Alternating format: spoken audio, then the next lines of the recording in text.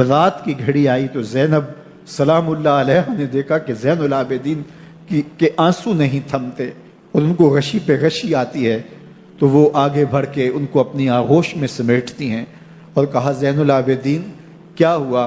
کہا کہ پھپھو جان اگر ہو سکے تو بابا کا سر کچھ دیر کے لیے میری گود میں نہیں آ سکتا ہے۔ وہ وقت بھی امام زین العابدین پہ آتا ہے جب زخم اور درد اور دکھ حد سے تجاوز کرتے ہیں تو زین العابدین مدینہ کی طرف منہ کر لیتے ہیں اور حضور کی بارگاہ میں ہوا کے ہاتھوں پیغام بھیجتے ہیں، ان نلتا یا ریح الصبا یوما الی ارض الحرم بلغ سلامی روزتن فیہا النبی المحترم یا رحمتا للعالمین ادرک لزین العابدی محبوس عید الظالمی فی الموکب والمزدحم۔ امام زین العابدین نے یہ سارا دردناک منظر اپنی آنکھوں سے دیکھا اور یہ سارے دکھ سہے۔ امام زہری کہتے ہیں کہ ولید کے زمانے میں دوبارہ امام زین العابدین کو پکڑ لیا گیا اور ان کے ہاتھوں میں دوبارہ ہتھ کڑیاں اور پاؤں میں بیڑیاں ڈال دی گئیں۔ میں ملنے گیا تو جو ہی امام کے ہاتھوں میں ہتھ کڑیاں دیکھی تو میرا دل ڈولنے لگا اور میری آواز گلے میں دب گئی اور آنسو تھے کہ تھمتے نہیں تھے۔ تو امام زین العابدین نے مجھے دیکھا تو مجھے تسلی دیتے ہوئے کہا زہری کیا ہوا تمہیں؟ تو میں نے کہا حضرت کربلا میں تھوڑے دکھ دیکھے تھے اور اب یہ حالت مجھ سے دیکھی نہیں جا رہی۔ تو امام زین العابدین نے ان زنجیروں کو اور ان ہتھ کڑیوں کو جن سے آپ جکڑے گئے تھے جھٹکا دیا، لوہے کی زنجیریں ٹوٹ گئیں۔ کہا زہری ہم اللہ کی تقدیر پہ راضی ہے ورنہ یہ زنجیریں کیا ہوتی ہیں۔ امام زین العابدین کو اللہ نے عزتوں سے نوازا تھا، ہر دور کے حاکم وقت ڈرتے تھے اور ان کی عزت سے حسد کرتے تھے۔ ولید بن عبد الملک بنو امیہ کا بڑا تگڑا حکمران گزرا ہے۔ ایک دن طواف کرتے کرتے حجر اسود کے سامنے آیا اور اس کے دل میں آیا کہ میں حجر اسود کو بوسہ کروں، لیکن رش اتنا تھا کہ آگے بڑھنے کی ہمت نہ ہوئی اور پیچھے ہٹ کے کھڑا ہو گیا کہ رش کم ہوتا ہے تو میں حجر اسود کو چومتا ہوں۔ اتنے میں امام زین العابدین رضی اللہ تعالی عنہ وہ بھی طواف کرتے کرتے حجر اسود کے قریب آئے، ایک لمحے کے لیے توقف کیا، لوگوں نے راستہ چھوڑ دیا۔ امام زین العابدین آگے بڑھے، حجر اسود کو چوما، پھر آگے بڑھ گئے۔ ولید بن عبد الملک کو بڑا غصہ آیا کہ لوگوں نے میرے لیے تو راہیں نہیں چھوڑی اور زین العابدین کے لیے راہیں چھوڑ دی ہیں۔ تو وہ اپنے درباری شاعر کو، فرزدق کو جو اس کے ساتھ کھڑا تھا، اس کو پوچھتا ہے من ھذا، یہ کون ہے؟ حالانکہ اسے پتا تھا یہ امام زین العابدین ہے۔ بعض اوقات سوال تفہیم کے لیے کیا جاتا ہے، سمجھنے کے لیے کیا جاتا ہے، اور بعض اوقات سوال تحقیر کے لیے کیا جاتا ہے۔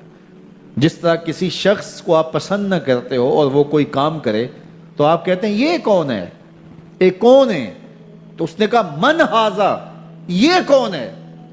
اب فرزدق شاعر تھا اور درباری شاعر تھا، اسے اچھی طرح پتا تھا کہ من ھذا سے بادشاہ کیا سننا چاہتا ہے، لیکن آج اس کی غیرت ایمانی جاگی۔ بادشاہ نے کہا من ھذا، یہ کون ہے؟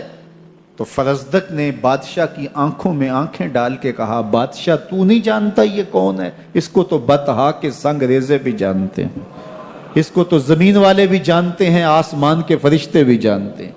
یہ فاطمہ کا بیٹا ہے، یہ علی کا شہزادہ ہے، یہ رسول اللہ کا نواسہ ہے۔ تیرا من ھذا کہنا اس معرفہ کو نکرا نہیں کرے گا، یہ کل بھی معرفہ تھا، یہ آج بھی معرفہ ہے۔ کھڑے کھڑے امام زین العابدین کی شان میں ایک طویل قصیدہ لکھ دیا۔ بادشاہ تو اس سے کچھ اور سوچ رہا تھا، الٹ ہو گیا، اس نے ایک فرزدق کو جیل میں ڈال دیا۔ امام زین العابدین کو پتا چلا، آپ نے اشرفیوں کی 2 تھیلیاں خادم کے ہاتھ بھیجی کہ ہماری وجہ سے تمہارے اوپر یہ افتاد پڑی ہے۔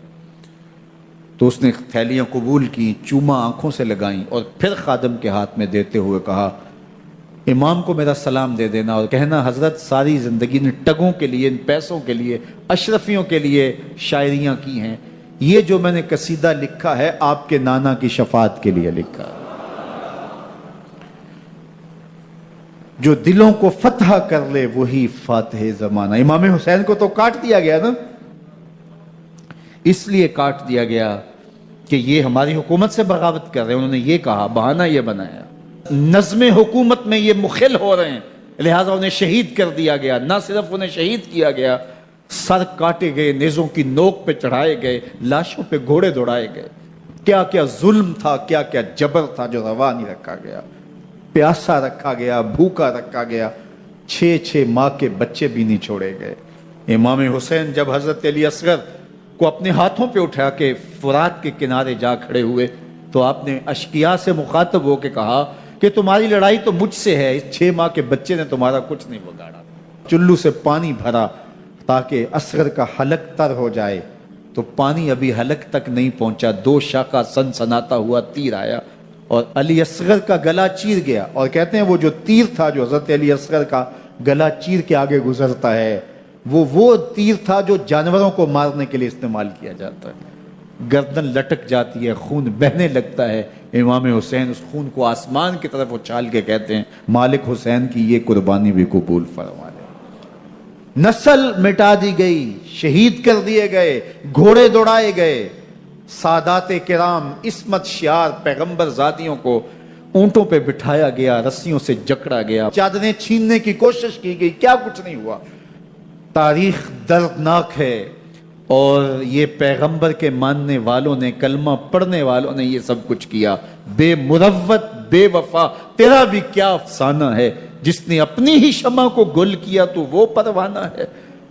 لیکن یزید کی دلیل یہ تھی کہ یہ حکومت کا نظم چلتا ہے، اسے چلنے دیا جانا چاہیے، انہوں نے کیوں رکاوٹ ڈالی ہے، لہٰذا یہ باغی ہیں، ان کو کاٹ دیا جائے۔ میں کہتا ہوں امام حسین کو شہید کر دیا گیا، ان کے اعیان و انصار کو شہید کر دیا گیا، پورے خاندان کو پیاسا رکھ کے ذبح کر دیا گیا، 6 ماہ کے بچے بھی نہیں چھوڑے گئے، 80 سال کے بوڑھوں کو بھی شہید کیا گیا، خواتین کو اونٹوں پہ بٹھایا گیا اور گلی گلی عصمت معاب پیغمبر رحمت کی شہزادیوں کو کوفے اور دمشق کے بازاروں کے اندر بھرایا گیا۔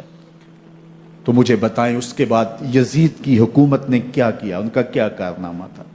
کتنے محدث پیدا ہوئے، کتنے مفکر پیدا ہوئے، کتنے جرنیل پیدا ہوئے، کتنے صوفی پیدا ہوئے؟ کون تھا جو ان کے تخت و تاج اور ان کی حکومت جس کو بچانے کے لیے اتنا بڑا حادثہ کر دیا اور پیغمبر کے بیٹوں کو شہید کر دیا؟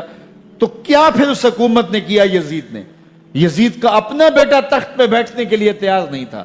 6 ماہ کے بعد اس کی لاش گھر سے نکلی، اس نے کہا کہ یہ تخت جو ہے وہ آل رسول کے خون پہ بنا ہے، میں اس پہ نہیں بیٹھوں گا۔ سر چڑھ کے کلی نو اگ لاؤنی، سر چڑھ کے کلی نو اگ لاؤنی، تے یار کول ویکھدا ہووے سر چڑھ کے کلی نو اگ لاؤنی، سر چڑھ کے کلی نو اگ لاؤنی،